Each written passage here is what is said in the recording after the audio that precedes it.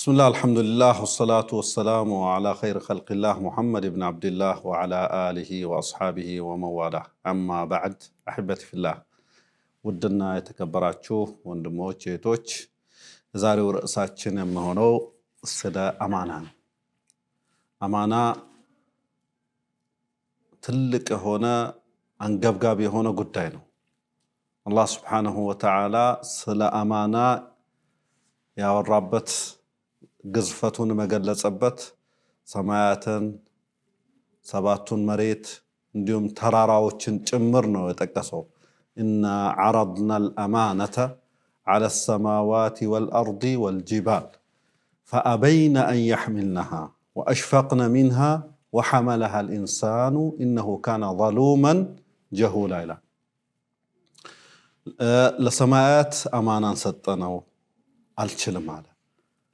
አጅሪ ምንድነው ጀነት የተወጣው እንደሆነ ጀነት ያልተወጣው እንደሆነ ጀሃነም ስለው አልችልም ለመሬትም እንደዚሁ አማናን ሰጣት አልችልም ለነዚህ ግዙፍ ለሆኑት ለተራራዎችም ሰጥ አልችልም አለ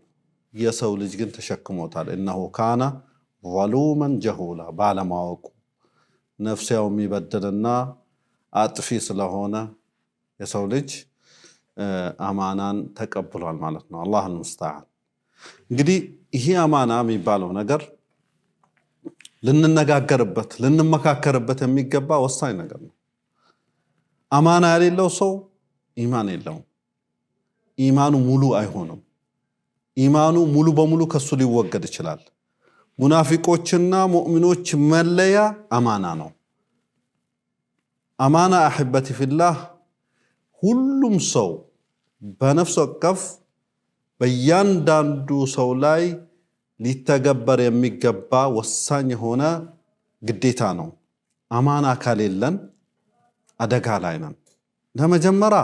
አንተ ራስህ አሚን መሆን አለበት ሩሱሎች እኮ ሁሉም ሩሱሎች መጥቶ ኢኒ ለኩም ረሱሉን አሚን እኔ ታማኝ ሆንኩ መልእክተኛ ነኝ ይሉ ነበር ነብዩ መሐመድ ሰለላሁ ዐለይሂ ወሰለም ገና እስልምና ማስተማር ሳይጀምሩ መሐመድ አልአሚን ታማኙ መሐመድ ነበር የሚባለው አንተስ እስልምናን ተቀበለ ሸሪዓ ያንን ነገር ግዴታ አድርጎብህ ታማኝ ነህ ወይስ ከሃጂ ነህ አታላይ ነህ ወይስ አማና ጠባቂ ነህ ይሄን ላንተም ለኔም የቤት ስራ ይቀመጥ ሸሪዓ ከገፋፋባቸው ካነሳሳባቸው ሸሪዓ ትኩረት ከሰጣባቸው ትልቅና ወሳኝ ባህሪያት መካከል አንዱ አማና ነው ሁሉቁል አማና ሁላችንም ልዩ ትኩረት ልንሰጠው ይገባል ለመጀመሪያ ሰው ልጅ አማናው ከጌታው ጋር ነው لا تخونوا الله والرسول فتخونوا اماناتكم አላህና መልእክተኛውን አታታሉ አማናችሁን ትጥሉታላችሁ አማናችሁን ነው ያልተወጣችሁት እንደዛ ከሆነ ብሎ አላህ Subhanahu Wa Ta'ala ያስቀመጠበት ትልቁ ነገር የአማና ጉዳይ የመጀመሪያው ክፍል ምንድነው ከጌታውና ከባሪያው ጋር ያለ አማና ነው ይሄንን አማና ልንጠብቀው ይገባል እውነተኛ አማኝ ከሆንክ የታዘዝከባቸውን ትዕዛዛት በአማና ተወጣ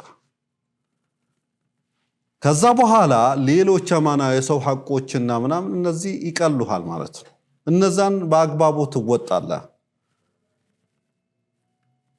ያ አላህን Subhanahu Wa Ta'ala አማና ማይጠብቅ ሰው የሰዎችን አማና አይጠብቅም ሱብሃንአላህ ስለዚህ ያ የሰዎችን አማና መሸከም ከባድ ነገር ነው ለማን ያ አላህን Subhanahu Wa Ta'ala አማናን መሸከም ላልቻለ ሰው ማለት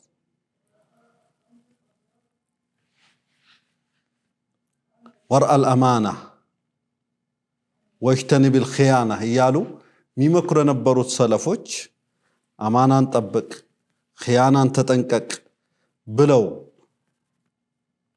ሰለፎች የሚከለክሉት የነበረው እንደው ዝም ብለው አይደለም ረሱሉም ሰለላሁ ዐለይሂ ወሰለም በዛው ልክ የሙናፊቅ ባህሪያት ብለው ከአራቱ ባህሪያት አንዱ ኺያና እንደሆነ ያስቀመጡት እንደው ዝም ብሎ አይደለም ስለዚህ አንተ አማናን ማጠበቅ ከሆነ ነፍስያህን የሆነ ውስጥ ከተተው በቃ እዚህ ላይ ነው ያለውት ብላ አረጋግጥ ምክንያቱም በግልጽ ሐዲሱ ተቀምጧል አማናን የማይጠብቅ ሰው ሙናፊቅ ነው ተብሏል የሙናፊቅ የተወሰነ ቁራጭ አለበት ብሏል የአላህ መልእክተኛ አለይሂ ሰላቱ ወሰለም ስለዚህ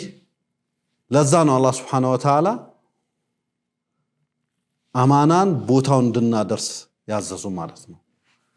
ለምንድነው አማና ሲጠፋ ቂያማ ይቆማል ያለው አላህ መልእክተኛ አለይሂ ሰላቱ ወሰለም اذا ضيعت الامانه فانتظر الساعه አማና ከጠፋ ቂያማን ጠብቅ አሉት አላህ መልእክተኛ አለይሂ ሰላቱ ሰዓቲቷ ደርሳለች ማለት ነው ምክንያቱም ቂያማ የሚቆምባቸው ሰዎች በዚች ምድር ላይ ክፉ የሆኑ ሰዎች እንደሆኑ በሌላ ሐዲስ አስቀምጧል ለዛ ነው መጥፎ ነገር ሲበዛ ኺያና ሲበዛ ነው ቂያማ የሚቆመው አማና እስካለ ድረስ ኢማን እስካለ ድረስ ዒባዳ አላህ የሚሉ ሰዎች እስካሉ ድረስ ቂያማ እንደማይቆም ነው የአላህ መልእክተኛ አለይሂ ሰላቱ ወሰለም በሐዲሳቸው ያስቀመጡት ማለት ነው ስለዚህ አማና ዲናችንን ያስወበልናል የድሮ ሰዎች ዲኑን ያስተላለፉት በአማና ነው በታማኝነታቸው ነው የተለያዩ ለንግድ ይሄዳሉ አንድ ሰው የሆነ ነገር ትርፍ ሲሰጣቸው ያልሆነ ነገር ሲረሳ የሆነ ነገር እነሱ ጋር ሲያስቀምጥ በአግባቡ ምንም ሳይነካ ይደርሱበታል ከዛ እንዴ ለምንድነው ያላጠፋው ለምንድነው ጠፋብኝ ያላልከው ለምንድነው የሆነ ምክንያት አልተናገርከው አይ ዲኔ ይከለክለኛል ነው እንዲያው ዲናችሁ በዚህ ይከለክላል ባለንደው በእናንተው ዲን ያለ ነው ብለው ሸሃዳ የተቀበሉ ሰዎች በጣም ብዙ ናቸው አማና ባልና ሚስት ጋ አማና ሊኖር ይገባል ልጆቻቸው በረካ እንዲኖራቸው ምትበላው ነገር በአማና የተጠበቀ መሆን አለበት ዙርያህ እንዲሰምርልህ ከይለታት አንድ ቀን ዑመር ኢብኑ አልኸጣብ ረዲየላሁ ዐንሁ ቤቶችን እንግዲህ ያደምጣል ለሌት እየዞረ የሆነ ድምጽ ሰማ የሆነ ቤት ላይ ልጅና እናት ይከራከራሉ ክርክሩ በምንድነው ወተቱ ላይ ውሃ ጨምርበት ትላታለች እናት ልጅቷ ደግሞ በፍጹም አይሆንም ለምን ዑመር ከልክሏል ዑመር እኮ አያንም አሁን ጨለማ ነው ስትላት ان كان عمر لا يرانا فرب عمر يرانا عمر بيان እኮ የዑመር ጌታ አላህ Subhanahu Wa Ta'ala ምንም ነገር ማይሸሸግበት ሆኖ አላህ ይመለከተናል